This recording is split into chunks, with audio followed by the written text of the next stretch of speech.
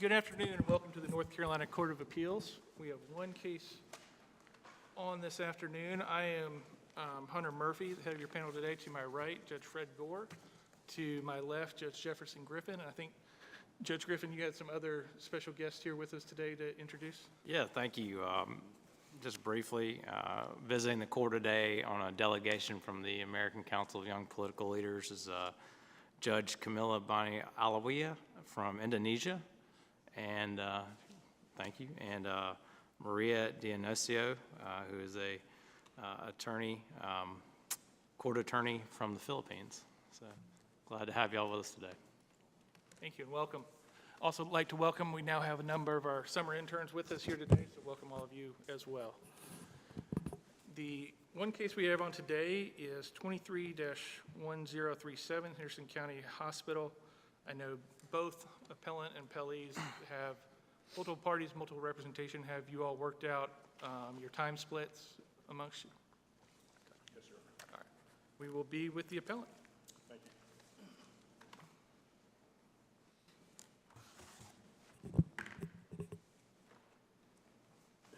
you. May it please the court, your honors, honorable judges of the North Carolina Court of Appeals. My name is Derek Hunter, Special Deputy Attorney General for the Department of Justice on behalf of the North Carolina Department of Health and Human Services, an appellant and cross appellee in this case. Your honors, my colleague and I will split our time, and we would like to reserve 5 minutes for rebuttal if it's still available. I will begin by stating that the agency filed a memorandum of additional authority on yesterday, citing the publication of this court's opinion in what we have called the Fletcher 1 case, which is Fletcher Hospital versus North Carolina Department of Health and Human Services, file number COA 23-672. That opinion was published just last week on May 8th. And just for my administrative records, was that the companion case that you had originally asked to be joined with this case for disposition? I know there was a prior motion that was denied to join cases together. Was that the same case or is that a different case? There were multiple motions filed. I can represent that the agency did not request that the cases be joined. I believe one of the appellees submitted such a motion that was, I don't believe it was ruled upon, or maybe it was denied. Okay. Thank you. In any event, the parties have referred to that case as the Fletcher 1 case, and we refer to this case as the Fletcher 2 case. So with the exception of Pardee Hospital, which is a petitioner in this case, but was not a petitioner in the Fletcher 1 case, the instant case involves the same parties, same attorneys, the same administrative law judge, same type of healthcare facility, and it was decided on the exact same issue. That is, the agency's failure to hold in-person public hearings during the COVID-19 pandemic in connection with certificate of need reviews. Now, as the court is aware, under the Administrative Procedure Act, a petitioner must separately and independently prove agency error and substantial prejudice to be entitled to relief. In Fletcher 1, Advent Health argued in a motion for summary judgment that the agency's failure to hold in-person public hearings amounted to agency error, and that error constituted substantial prejudice as a matter of law. The administrative... We've said yes as to error and remanded for determination of substantial prejudice, correct? That is correct. So the agency would submit that the Fletcher 1 opinion is controlling regarding that issue in this case. Now, while the instant case was decided by the administrative law judge on exactly the same theory, the difference between the two cases is that the Fletcher 1 case was decided on summary judgment. However, this case was decided after a 3-week trial on the merits. Therefore, there would be no reason to remand this case in the event the court affirms the administrative law judge's decisions and conclusions of law regarding alleged agency error and substantial prejudice. The appellees make arguments in their responding briefs that we do need to be considering the entirety of ALJ Sutton's order and decision, and that if we took the findings of fact, especially the unchallenged findings of fact, we could still arrive de novo and say substantial prejudice. Is that correct? Not necessarily for the outcome, but can we do that? I disagree, On Your appeal. Honor. Okay, why is that? The standard of review in this case pursuant to 150B-51 would be the whole record test. Whether or not there is substantial evidence in the record to support the administrative law judge's decision that the agency, in this particular instance, correctly found the mission application conforming with all statutory and regulatory review criteria and awarded the CON. So notwithstanding the public hearing issue, in this particular instance, the appellees allege that the agency erred in finding the mission application conforming with criteria 3, 6, and 18A. And I will address each of those in turn. As the court is aware, under the whole record test, whether or not there is substantial evidence in the record to support the ALJ's decision is the correct standard of review. In addition, the agency is entitled to deference in its application or interpretation of the law that it administers. So in applying the whole record test, this court should give the agency deference in its interpretation and based on its knowledge, expertise, and experience. So with respect to criterion 3, criterion 3 is often referred to as the need criterion. It requires an applicant to identify a population to be served by the project, in this case, a freestanding emergency department in Buncombe County, to demonstrate the need that the population has for the project and the extent to which all residents of the proposed service area will likely have access to the services. Now, neither the agency, the statutes, nor the SMFP, the State Medical Facilities Plan, dictates or prescribes how an applicant is to demonstrate conformity with criteria 3. However, what the agency does require is that the applicant's projections be reasonable and adequately supported. In this particular instance, and the ALJ found, Mission identified the service area that it proposed to serve by using zip codes in southern Buncombe County and northern Henderson County. And those two counties they abut each other, and that was a service area that Mission identified. Just so I'm more clear, the way I understand it, reading through the geographic description, we're talking about right over by the airport with the new development with the shopping center north of 26 and the airport south of 26. Is that where we're going, or are we going to? I am not sure. Okay. I am not sure about that, Your Honor, as far as the geographic location. Okay. Mission also used several factors, including travel times, population growth, the age of the population, to develop its service area. Then Mission identified the methodology that it would use to demonstrate need. Its projected utilizations were based upon applying the compound annual growth rate to the historical utilization of emergency services in Buncombe County. Mission Hospital is the only hospital in Buncombe County. But to this location, it's about equidistant to all three hospitals, correct, in terms of? When you say all three hospitals, you mean? All three facilities, Advent, Pardee, and? Roughly. And Mission. Roughly. However, when an applicant identifies the area it proposes to serve, it is free to choose whichever area it wants. However, its projections must be reasonable and adequately supported. So, in this particular case, Mission, as many applicants have historically done, they use drive times, they use zip codes, they use population growth, they use the age of residents to establish conformity with criterion 3.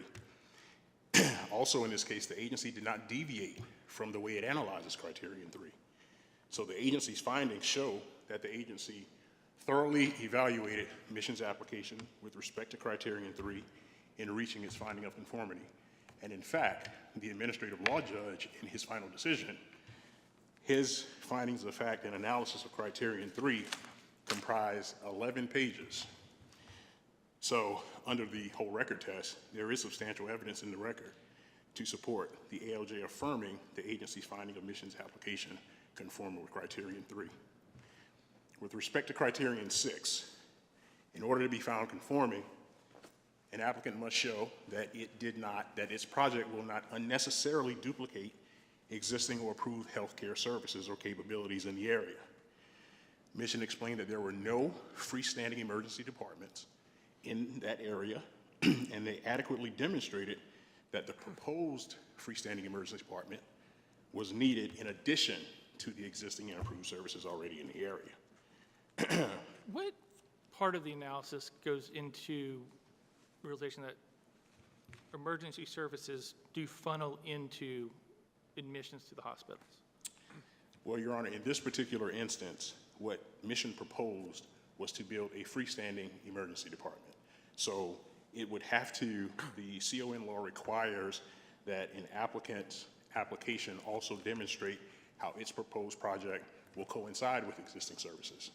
Mission, having the only hospital in Buncombe County, of course, included in its application the need for additional emergency services because of the overrun in its current emergency department. So when we're talking about criterion 6 and looking at finding fact 224 on this, and really the criterion on duplicity and having extra hospital rooms potentially open up at Pardee because now when somebody has an emergency, if they have a heart attack at the airport, they're going this and then they're going to Mission instead of going straight to Pardee. Are we limited to just looking at emergency services or considering duplicity of services and having extra spare beds? Why aren't we expanding that universe to say the agency at least needs to be considering that? Well, Your Honor, what the applicant is required to do is the applicant is required to submit information regarding the specific service. So in this particular instance, we're talking about emergency services. There is not a particular level of emergency services, if you will, that the agency considers. So for example, to piggyback on your example, whether it's a heart attack or a shooting or a cut, it's simply that the applicant that proposes a particular project must show how that project for that service or those services, depending on the application, will not unnecessarily duplicate existing services. It does not mean that services cannot be duplicated. They cannot be unnecessarily duplicated, and how the applicant proves that or shows that in its application is to demonstrate that there is a need for the services for the population that it proposes to serve in its application.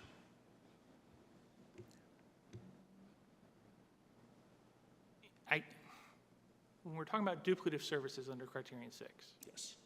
what in our case law or in the statutory framework gives us that closed universe of just this similar type of service? I think that's where I'm having a little bit of a problem not taking the leap that they're taking. So kind of talk me through that just a little bit as you can, because existing services to me seems pretty broad. And if it could impact duplicity of, eventual hospital beds, where things are going, if you end up then having waste more or less at Pardee, that seems like it would be encapsulated under at least a plain reading of criterion 6. Well, each application is unique, Your Honor. So each application is analyzed based on the service proposed by that particular applicant.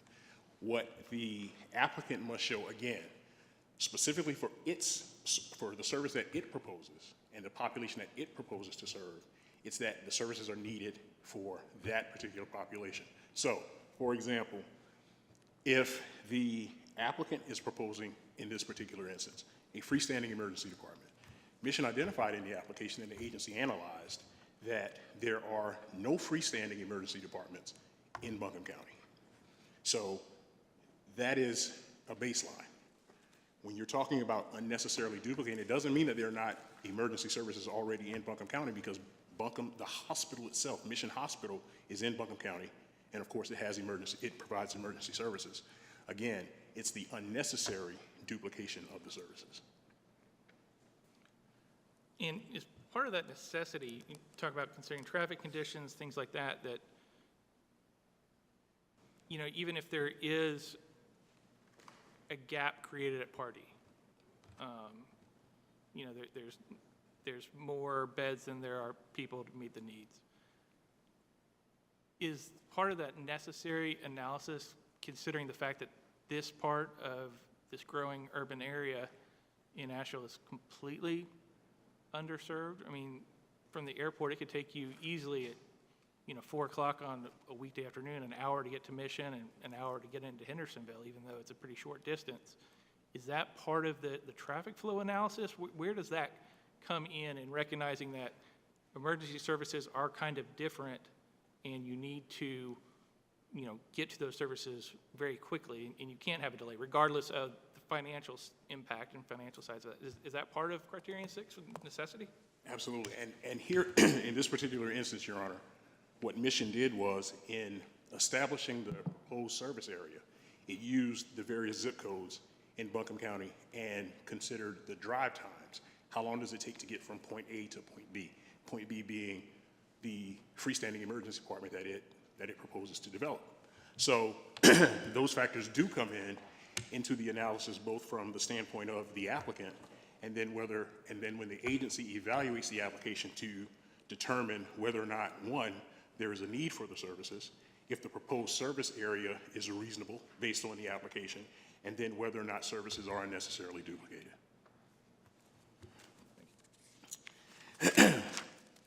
Your Honor, the agency analyzed the Mission application in the same way it has historically analyzed Criterion 6 for decades, and there was multiple testimony from the project analysts, from the assistant chief of the agency, from expert witnesses who testified that, contrary to the appellee's assertions, Criterion 6 does not require an applicant to demonstrate market share impact or the proposed impact on other facilities or other services in the region, as Your Honor just asked.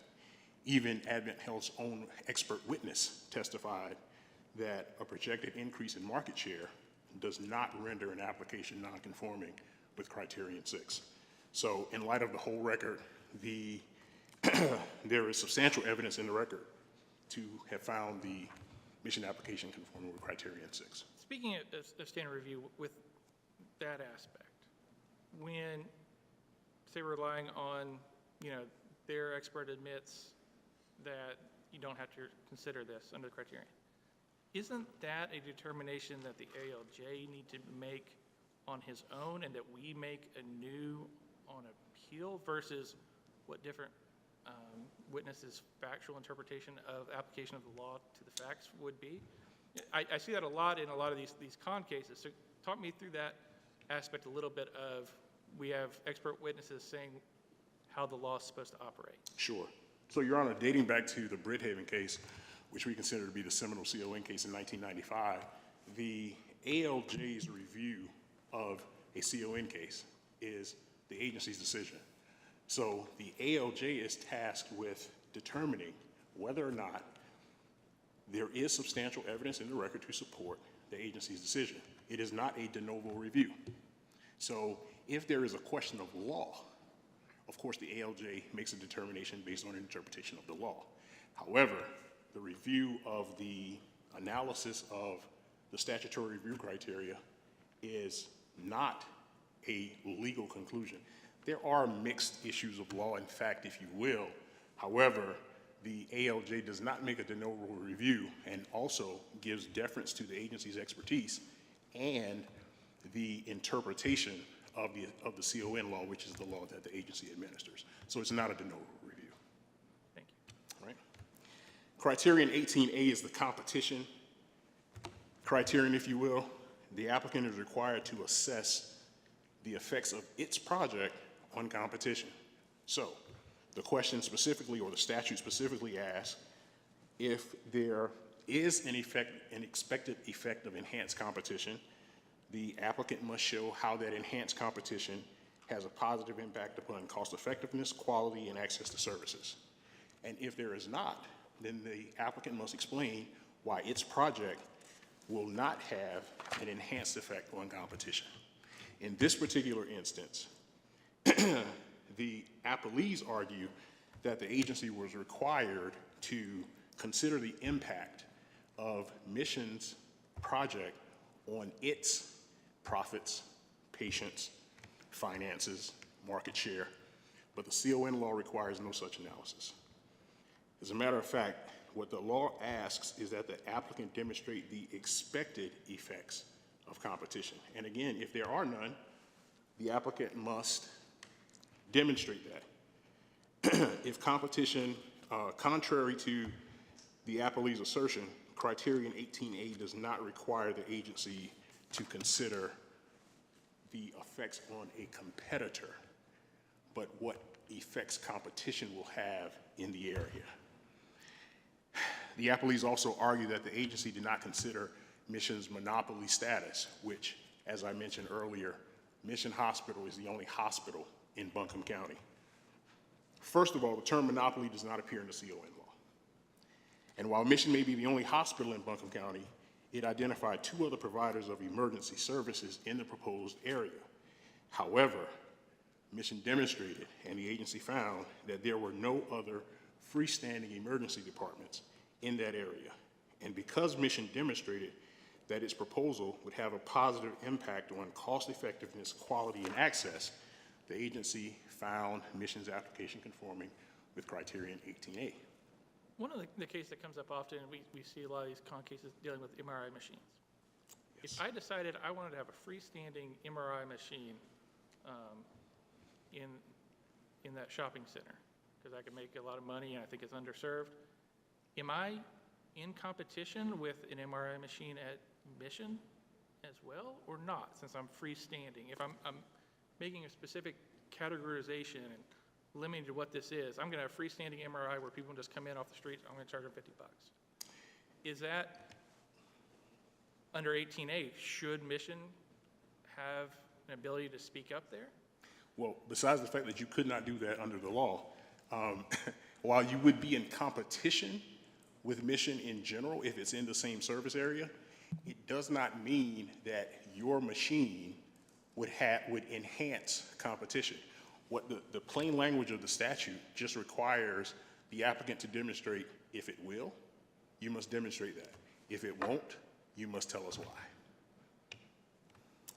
So, in sum, Your Honor, the administrative law judge expressly made the following conclusions of law with respect to this case. Mission submitted an application that demonstrated conformity with all statutory and regulatory review criteria. Mission's representations were reasonable and adequately supported. The agency properly conducted its review of the Mission application. The agency committed no error in concluding that the Mission application was fully conforming with all statutory and regulatory review criteria. The agency properly made the determination that the Mission application was conforming with all statutory and regulatory review criteria. And neither Advent Health nor Pardee were substantially prejudiced by any aspect of the agency's review of the Mission application not related to the public hearing. So because this case was decided solely on the issue of a lack of a public hearing, which the Fletcher case is overturned, in applying the whole record standard of review to the instant case, there is substantial evidence in the record to support the agency's conclusion that the Mission application was fully conforming to criterion 3, 6, 18A, and all statutory and regulatory review criteria, and therefore the court should affirm the ALJ's decision regarding the merits of the case and affirm the agency's award of the Certificate of Need to Mission. Let me circle back Yes. a little bit. With our case law, before last week with Fletcher 1 Yes. becoming published, were there any cases dealing specifically with violations of 150B 23A3, failed to use proper procedure, other than the hospice case, where they turned on that? I've got 3 hours of research that says no since this morning when I got your memo, but I definitely want to open that up to anything else you might have. Yes, and I'm inclined to agree with your research other than the hospice at Greensboro case, which we argued was misapplied, and the Fletcher panel agreed. And I understand that. How then would anyone ever prove that failing to use proper procedure caused a concrete or material harm, which is the standard under the rest of the statute as it's been applied throughout the years. Setting aside Fletcher 1, can you give me any examples? I keep beating my head against the wall there to say, how can A3 violations ever rise to the level of required by the statute of substantial prejudice? Your Honor, in fairness, as counsel to the agency, I cannot imagine that, at least at this point, I do not, to answer your question specifically, I do not know. I do not know what type of case or what type of failure or deficiency would amount to substantial prejudice under that particular statute. I've been doing this for quite a while, and I guess we are still waiting to see if that ever comes. And if so, then I would imagine we'll be right back here before you to ask you to make such a decision. So to that extent, with the exception of Fletcher 1, was hospice kind of actually on point with A3 violations, that you don't have to show this extra portion because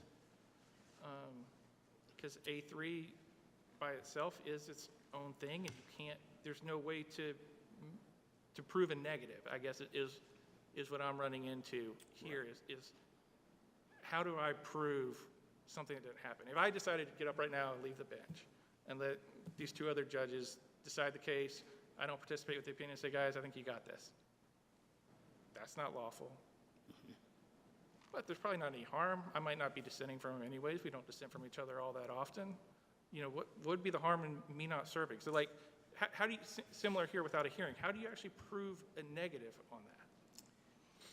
Very difficult to prove a negative.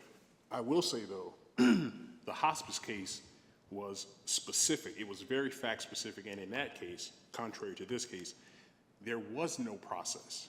So in other words, the agency approved an applicant to develop a new institutional health service, which the statutes clearly dictate require a CON, without obtaining a CON.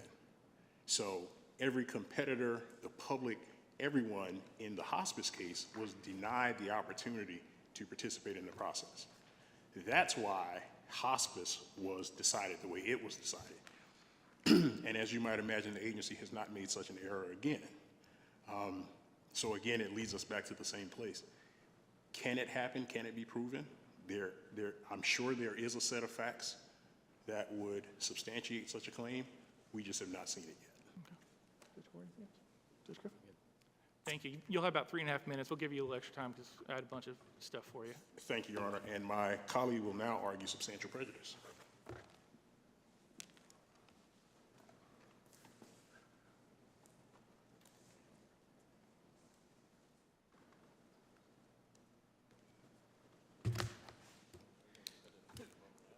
Yeah, we're into rebuttal.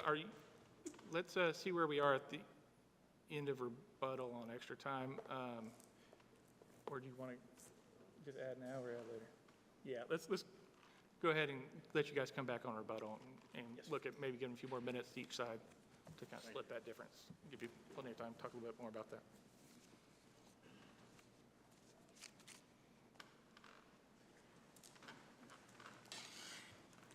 May it please the court, I'm Maureen Demarest Murray from the Greensboro Bar, representing Party Hospital in this case. My colleague, Mr. Kirschbaum, will address the statutory review criteria. I'm going to address some threshold issues first, and we have split our time. Wanted to bring the court back to the public hearing issue and the standard of review here before the court. The standard of review is 150B51. And under that standard, the appellants on the public hearing issue, the agency and mission, bear the burden of proving two things: an error of law by the final agency decision maker, the ALJ, and substantial rights have been prejudiced. That burden is on them on this issue in this court. The final agency decision below has extensive findings of fact based upon evidence at the trial. This case is different than Fletcher 1. There was a trial. So on those two issues, first on the error of law, this court ruled in Fletcher 1 that the agency committed an error of law and an error in procedure by not conducting the required public hearing. So they lose on that issue. The second issue is whether their substantial rights have been prejudiced at this level. We're not going back to the initial OAH case where we were the petitioners. They are now before the court as the petitioners on this issue. And we wanted to bring this to the court's attention. The Court of Appeals has held several times that 150B51 applies in this way. Caramount Health, which is cited in our brief, it was that way. Cumberland County Hospital System, the court made that clear. Where we wanted to bring the court's particular attention is to Pinnacle Health Services, also cited in the brief. This was a 2023 case, and in this case, the petitioners below prevailed before the ALJ, similar to here. And the final agency decision held in favor of the petitioners. And the Pinnacle Court said very clearly, our review is not conducted with an eye towards whether Pinnacle below met its burden of proof to the ALJ. Instead, our review is focused on whether the ALJ's final decision, concluding that Pinnacle did meet its burden of proof, is supported by substantial evidence.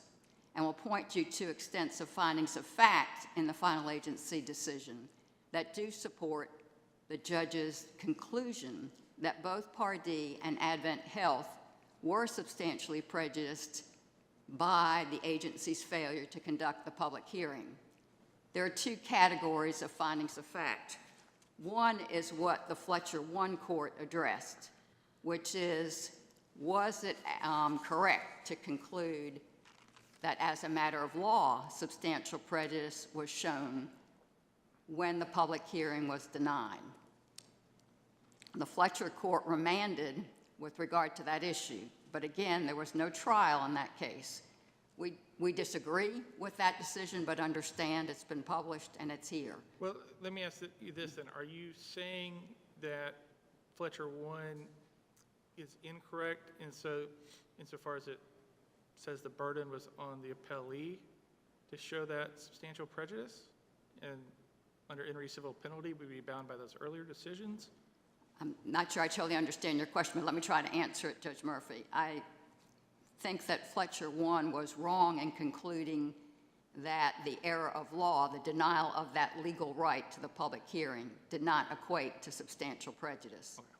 But setting that aside, even if you look to then the findings of fact, on those findings of fact, the substantial evidence in the whole record supports the final agency decision, and these are different than the error of law. So, for example, in the findings of fact in the final agency decision, the ALJ noted, finding of fact 99 in the record on page 1987, Ms. Pittman, who was the assistant chief and the co-signer, acknowledged that the opportunity to ask questions in person and hear oral argument was not present in the written comment process for Pardee and Advent Health.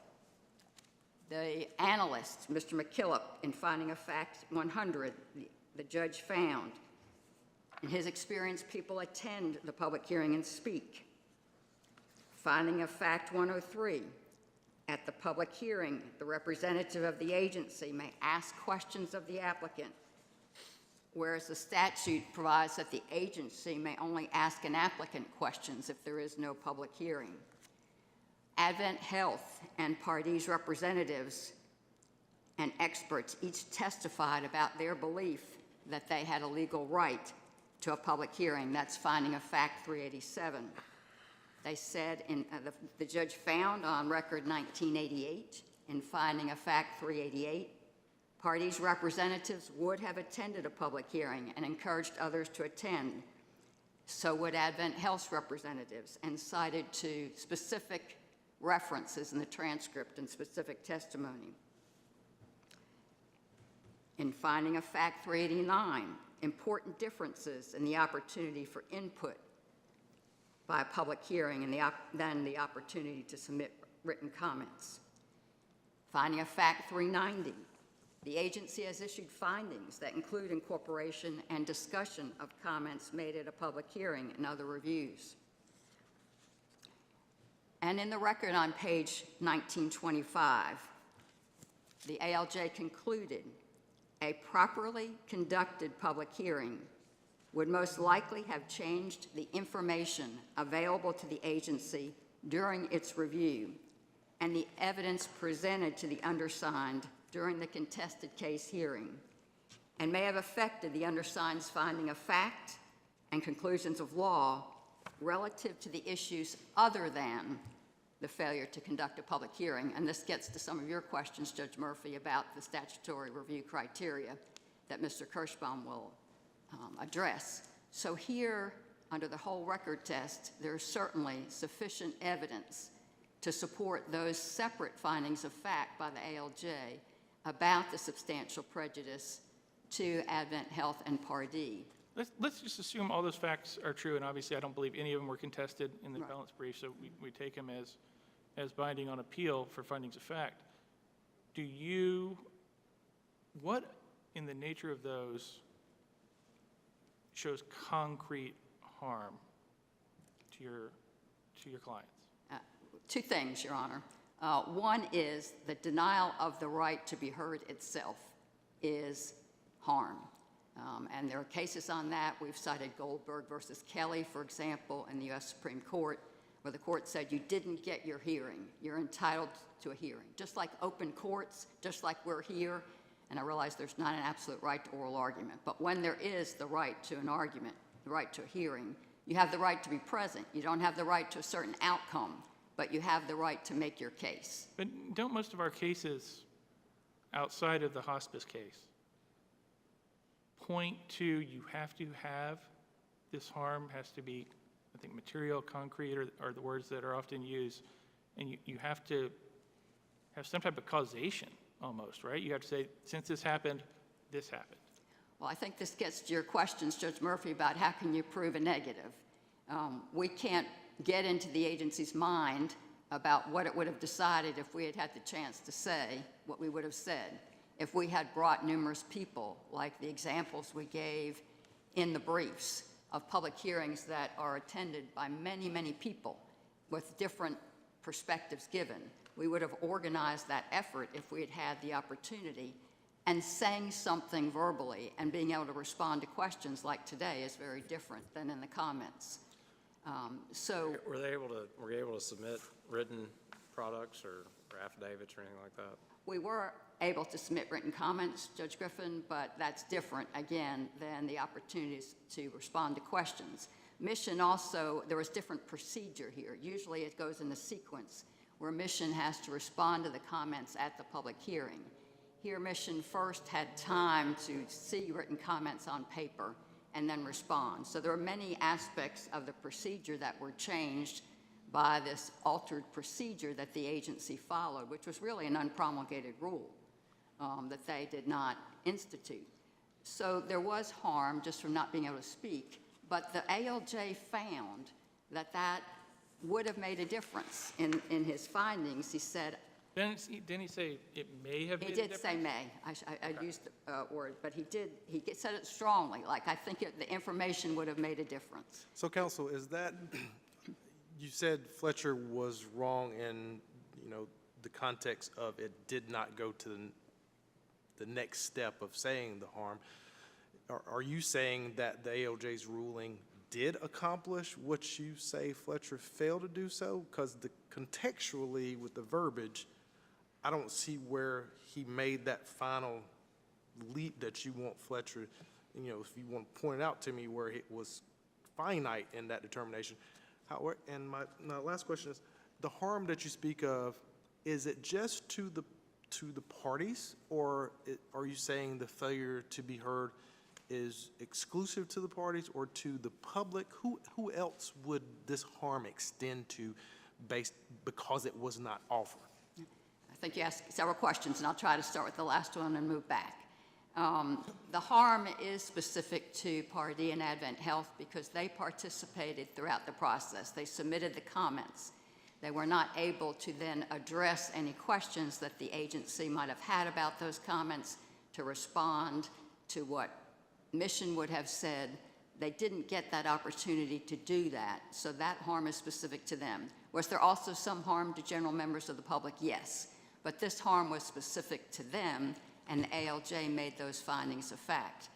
With regard to Fletcher 1, we say two things. One, we disagree that the error of law was not sufficient, but even if you set that aside and accept it, the court in Fletcher 1 remanded, right, to have a trial. Here we've had a trial, and the ALJ made these extensive findings of fact. And you can quibble, I guess, with exactly how he phrased them. Wouldn't you say that his findings of fact that you're relying on are pretty speculative? I don't think that's the test for the ALJ. The test that you're referring to is under 150B23 for what we had to prove at OAH. The test for the ALJ findings is whether they're supported by substantial evidence in the whole record, and they are. There's, I think Judge Murphy mentioned this. I mean, there are citations to the transcript, to what people said, and based on those facts, he reached the conclusion that Pardee and Advent Health did show substantial prejudice to themselves uniquely, and that was his conclusion. He did it in mixed conclusions of fact and law, in the findings of fact, and he did it in the conclusions of law. So he did state that conclusion definitively. It was not speculative. I guess, but using the words like may. Yes. Is what I think, Judge Griffin's getting at, that even though we did have a trial, which was what Fletcher sent back to have, using the whole records test isn't, and kind of evaluating, making sure it was concluded correctly, isn't that a necessity of what we got to do here to make sure? Because if the conclusions of law are not supported by appropriate findings of fact, if they're speculative, what should we do with that? I think his conclusion of law didn't use the word may and was not speculative. Not the conclusions of law, Yeah. the And findings in of the fact. findings of fact, I don't think it was speculative when he said would most likely have changed the information available to the agency. Okay. And that was on the record page 1925. But I don't what- think you can get much stronger than that. So I do think that he was not speculating. He was indicating that it would have made some difference in the outcome. He couldn't say exactly how it would make a difference because the evidence wasn't there, but most likely have changed the information available to the agency, and he went further, the evidence presented to him and relative to the other issues than the public hearing. Before we move on, I'm not sure exactly where you want to go next, but under subsection A of 150B23, Yes. we're talking a lot about the evidence at the hearing and what was proven, speculative or not. I'm also looking under A, and it appears to me there is a pleading requirement in that shall state facts tending to establish that the agency named as a respondent has deprived petitioner of the property as ordered petitioner to pay, or has otherwise substantially prejudiced the petitioner's rights. So what facts tend to establish the substantial prejudice in your notice of contested pleading or contested hearings? In the original petition? In the original petition, or I guess, is it an amended or refiled petition? There was a It motion was to dismiss at one refiled. point and then refiled. Yes. Can you point me to the record and or paragraph I numbers there? don't know that I can do that, Your Honor, off the top of my head, but what I can recall is the petitions were largely the same. That was by agreement of the parties when the case was dismissed and refiled. And there were specific facts about the harm that Pardee would suffer and this agency's incorrect interpretation of some of the criteria that Mr. Kirschbaum will apply, and how that incorrect interpretation would impact Part D. I can't recall all of it, I'm sorry. I didn't go back to the original petition. We'd also note before turning over to my colleague that the agency and mission did not challenge these specific findings of fact that I'm discussing. They did challenge the conclusion. They did challenge the issue of whether an error of law equaled substantial prejudice, but they did not challenge these other findings of fact that I have highlighted for you. And the Pinnacle case and others make it clear that those are then deemed determinative on appeal. And just to close my remarks with responding to, I think, the rhetorical question to some extent that Judge Murphy asked, if this is not substantial prejudice, when does it exist? I have been doing this for quite some time. I was involved in the Hospice of Greensboro case, in the Brithaven case, and if the denial of a mandated legal right is not substantial prejudice, when can we ever show it? Thank you. I'll turn it over to Mr. Kirschbaum.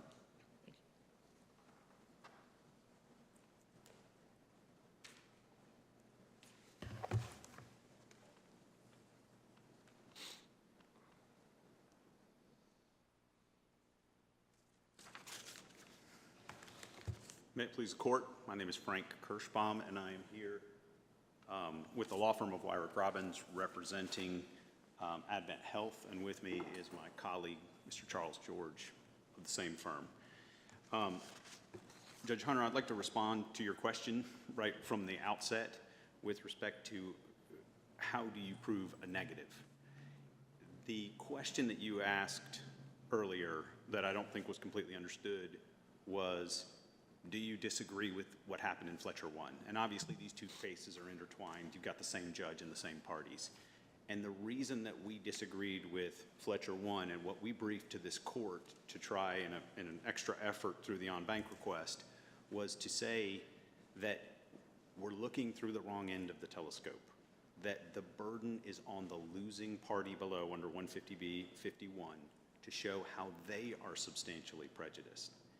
And counsel for mission in this case, in another case that we've put before this court, the Pinnacle case, which you heard a little bit about, was actually chastised by the court for altering that standard of review.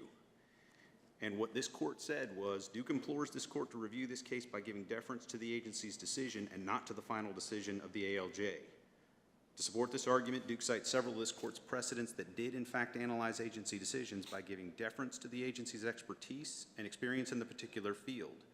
While this review would have been correct in the cases preceding the 2011 legislative session, it is not a correct application of current law. What Duke failed to note, either fortuitously or conveniently, is that our legislature amended the law so that the ALJ makes a final decision. And counsel for mission filed in their brief, they knew this.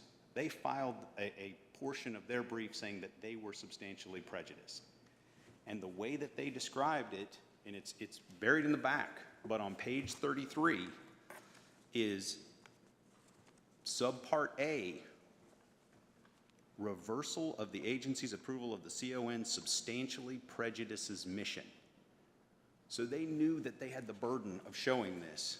And despite most of the brief being devoted to whether the ALJ properly found there was substantial prejudice to Advent Health and Part D, their substantial prejudice that they claimed amounts to this sentence: mission's business interests will be irreparably harmed.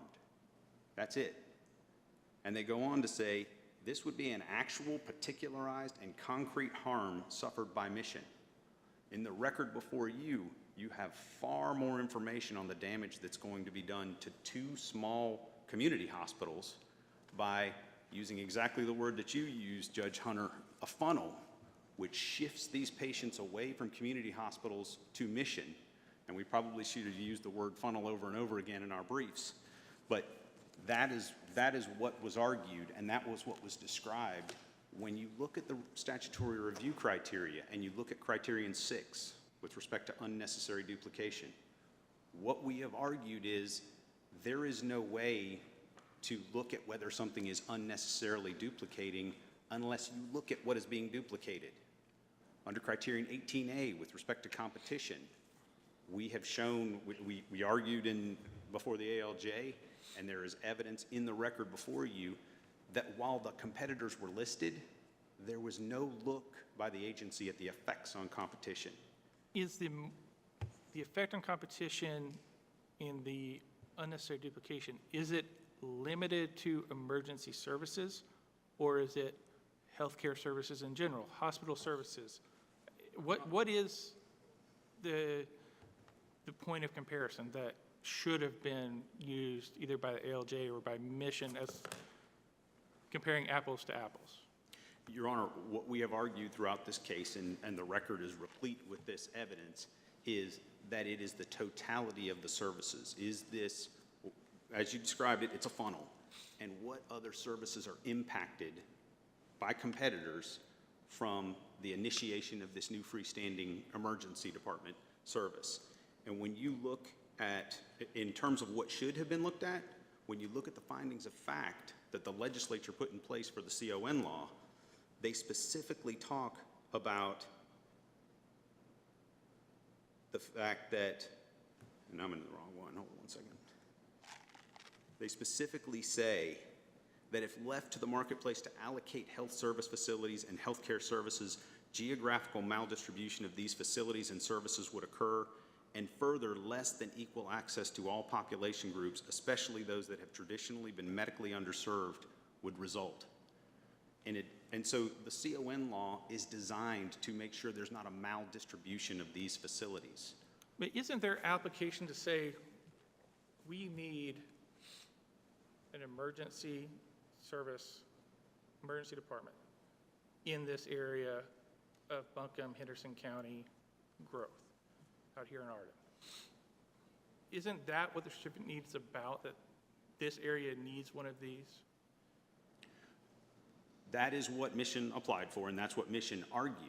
Okay, so even if the department analyzed the impact of competition and said, yeah, this is probably going to hurt Party,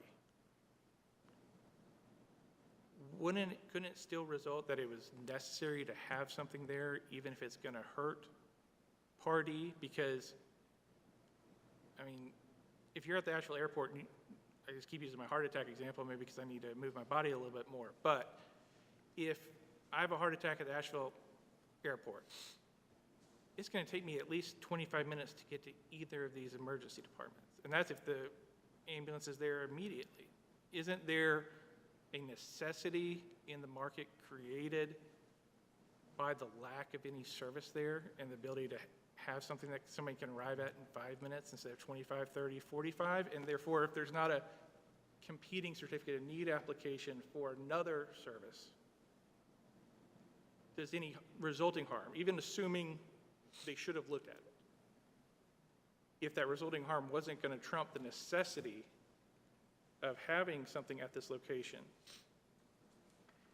does that show substantial prejudice to you, that something was going to go in there regardless? And you weren't applying, if it had been Duke Health applying to put one there, it would have been the same result, regardless of if Party is considered or not. Your Honor, that's exactly the question we are saying the agency should have been asking. Which is the trump card? Is there necessary duplication or is there unnecessary duplication? And there was no look at whether there was unnecessary duplication. That's the failure to apply criterion 6. There was no look at which was more important. Does those losses need to occur at these smaller hospitals in order to get a freestanding emergency department closer to other people? Are the lost services that are testified to in this record for mental health, for women's services, if those are lost because of what happens to these community hospitals due to the freestanding emergency department, what's more important? How close do we need to get something? Obviously, it would be better to have a freestanding emergency department in everybody's neighborhood. And is Party still the only one in the area with the behavioral mental health department, or does Mission have that now as well? Advent Health is offering behavioral health and offering. mental health. Okay. Yes. And so, but it's important, again, that we make sure that it's understood that it is Mission and the agency who have to show substantial prejudice at this point. And they've made no argument with respect to substantial prejudice except legitimate business interests. And something that vague is what this court has already rejected as substantial prejudice. And so I want to make sure, too, that I get to the We've got point- about 4 minutes left. All right. There is also an error of law that was made in this case, and this was at the urging of Mission, that the judge exclude evidence from the facility that was, now we're talking about it as Fletcher 1, in the Fletcher 2 case, and vice versa. And what happened when these applications were filed was the application at issue in this case, in Fletcher 2, was filed on one day, and on the same day, an application for a freestanding emergency department was filed by Mission for another location within Buncombe County. So 2 of them filed at one time, different places within Buncombe County. They filed them on the same day. Where was the other one in Buncombe County? Just remind It me. was in Candler. And they filed them on the same day. It was the same party. It was the exact same facility, a 12-bed freestanding emergency department. It was, everything about them was identical except in different parts of the county. And Advent Health petitioned for a contested case hearing with respect to both. But what was argued for was, by Mission, was that the judge should exclude any evidence of the Fletcher 1 facility in the Fletcher 2 case and the Fletcher 2 facility in the Fletcher 1 case. So we ended up with 2 separate cases. Your question about having these cases consolidated, we asked that they be consolidated all the way through, and that was ruled against. And so the idea that one was not relevant to the other, I mean, essentially this was a 24-bed project for emergency department bays, and they split it into 2 and separated them. Both of them were pulling patients from the same facility that Mission has at its Mission Main Hospital. And the argument was made. Were the zip codes overlapping in Fletcher 1 and Fletcher 2 with the Candler and the Arden facilities? There was an overlap of 1 zip code between the 2, but there was also, in our analysis, a demonstration that this separation of them with respect to other zip codes was fictional, that there was a major overlap between these 2 and an overlap as it affected Advent Health. But Mission argued that the Britt Haven case stood for the proposition that these had to be viewed independently. You could not look at them together. But in another case, and we've put this in the record before you in the appendix, in front of a different judge immediately afterwards, they said Britt Haven stands for the proposition that the agency can look at anything that is available to them. And that is what Britt Haven stood for. Those cases should have been consolidated, the evidence should have been consolidated, and both Part E and Advent Health have not had a full trial because we were prohibited from eliciting any evidence with respect to those other facilities in either case. How would that have been, the information contained in the other, how would it have been directly relevant to the issues as to this certificate of need? I understand there's overlap and a lot of things going on at the same time, but just because something's found in one situation or argued in one situation doesn't mean it necessarily is going to be the exact same fact or relevant for factual analysis. That is true. It does not mean that, but it might mean that. And with respect to the harm, it was a collective prejudice to these 2 hospitals. It was not one at a time separately viewed. It was collective. And so that should have been seen in its totality, and evidence should have been gathered as we tried to and were excluded from throughout this case.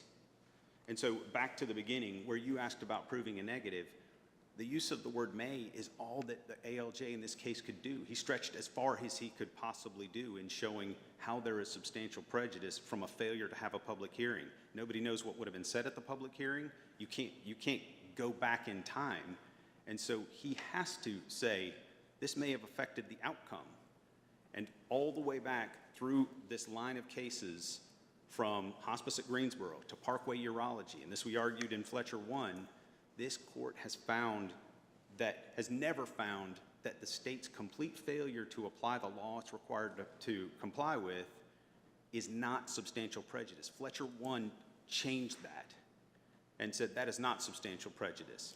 But if you can't prove a negative, it should be substantial prejudice. I guess in comparison with that statement, is it the facts in Fletcher 1 different than the facts in hospice when there was no procedure at all in hospice? So you're not holding a apples to apples comparison to say that Fletcher flipped that on its head, because in hospice, there was no procedure, there was no public statements or comments available, there was no procedure at all. That is a difference between the two, but what is the same is that in both cases, the petitioners were denied their statutory rights, and the agency completely failed under the requirement that they didn't meet to do it at all. So I guess the issue you're saying now is different because there was a hearing in this scenario.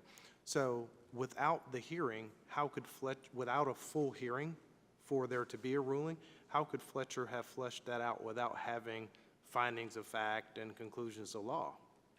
Fletcher, one, could not flesh out what was fleshed out completely in this case. Yes. However, it doesn't change the fact that it was not the burden of these appellees before you today to show substantial prejudice. That burden falls on the agency, and that burden falls on Mission, and they haven't even argued it. I mean, other than to say there was a legitimate business interest, which this court says is not good enough.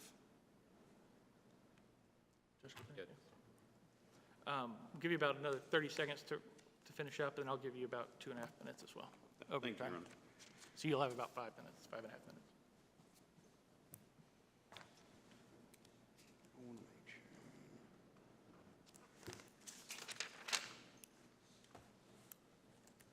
And so, Your Honors, what we would say is that obviously we believe that 150B51 should be applied to showing substantial prejudice on the part of the agency and Mission.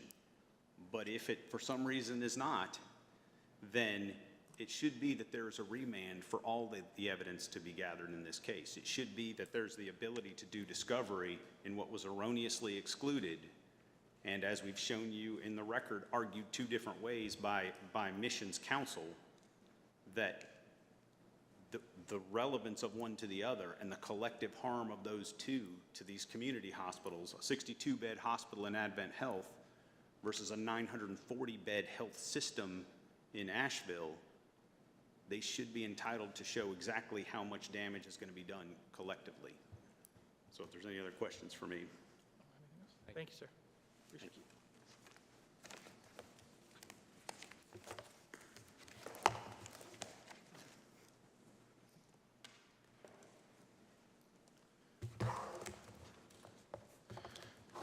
Good afternoon, Your Honors. May it please the Court. My name is Ian Stauffer. I'm an attorney with Baker Donaldson, and I'm here on behalf of Mission Hospital.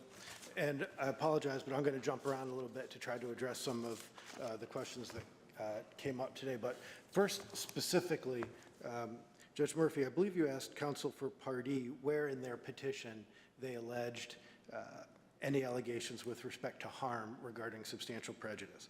And I believe the record site would be record page 863. And in their petition for a contested case, Pardee never argued any harm. And in fact, they argue the opposite, that they weren't required to demonstrate any substantial prejudice other than agency error in this case. And case law is clear that agency error alone is not sufficient to demonstrate or establish substantial prejudice. You need more than that. Second, with respect to the argument that somehow the burden of establishing substantial prejudice shifts to an appellant when an appeal is taken to the Court of Appeals, I just want to address that briefly. There is absolutely no law that supports that proposition. The only law that does exist is the fact that a petitioner in a contested case proceeding for a certificate of need must establish agency error and must establish substantial prejudice. There is no law or case law that says that that burden shifts to an appellant when an appellant appeals to the Court of Appeals. That's just simply mistaken. To the extent Mr. Kirschbaum is saying that Mission has somehow conceded that that is the law by a reference in their brief, that is absolutely not the case. Mission has never conceded that issue. And the only time substantial prejudice has to be proven is, and alleged is, by a petitioner in a contested case hearing. With respect to the evidence that exists in the record are the purported factual findings that would go to support substantial prejudice in this case. the final decision that was issued by the administrative law judge, he found that substantial prejudice existed to Advent Health and Party only on the grounds of the failure of the agency to provide a public hearing, and that was as a matter of law. He did not rely on any of those other findings of fact. And to Judge Griffin, to your point, those findings of fact that were identified by cross appellants counsel are speculative in nature, and they do not meet the particularized concrete standard that is necessary to establish substantial prejudice.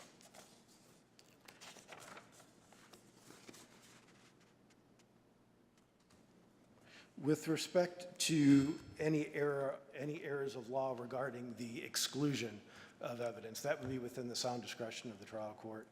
The trial court heard argument, heard evidence on that, and ruled to exclude the evidence. And in fact, the record evidence does show and demonstrate that the agency only considers the information in the application that's before it with respect to a certificate of need application. And that's what the agency, in fact, considered in this case. And the administrative law judge ruled consistently with that. Let me ask just a question. Yes, sir. You know, a lot of those evidentiary determinations are in the discretion of the trial court, but overall relevancy typically is not. If something's relevant, that's a threshold issue that we review de novo in the typical cases. So was the trial court's ruling that this isn't relevant to anything being considered just in general? Did they argue that this should be used for impeachment purposes or just substantive purposes? Was there any discussion of that below, what purpose they're actually offering it for? Because I could see a relevancy purpose to impeach missions witnesses or agency witnesses potentially, you know, depending on what's in there and if it contradicts, you know, you're saying one thing at one position and one thing in another, but I don't know that we have any separation of why this was necessarily excluded or what purposes it was offered for below beyond just its exclusion. Is there anything else you could point me to on why it was excluded or what the parties argued is the reason for exclusion?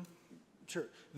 Yes, Your Honor. With respect to well, I think what we're talking about is the 2022 Candler application, which was the subject of Fletcher 1, and then potentially also the 2021 Arden application, the prior application that was submitted.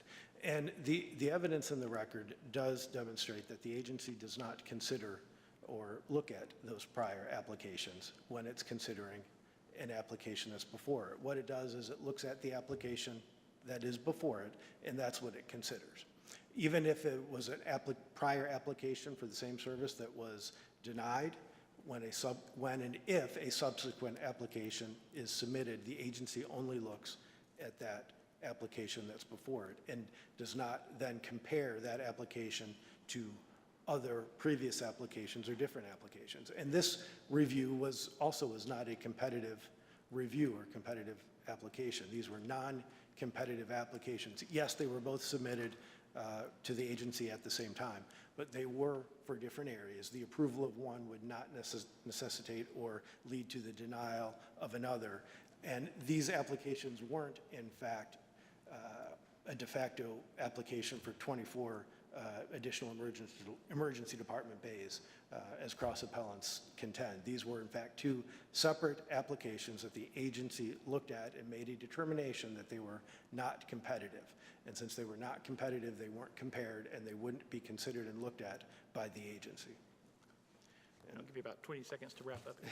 Thank you, Your Honor. And we would respectfully request that this court reverse the administrative law judge's decision with respect to the determination of substantial prejudice with respect to the failure to provide a public hearing, and it would affirm the administrative law judge's decision with respect to missions conformity with all applicable statutory and regulatory review criteria, and the ALJ's determination that all the other allegations of harm alleged by cross appellants in this case did not rise to the level or establish substantial prejudice. Thank you, Your Honor.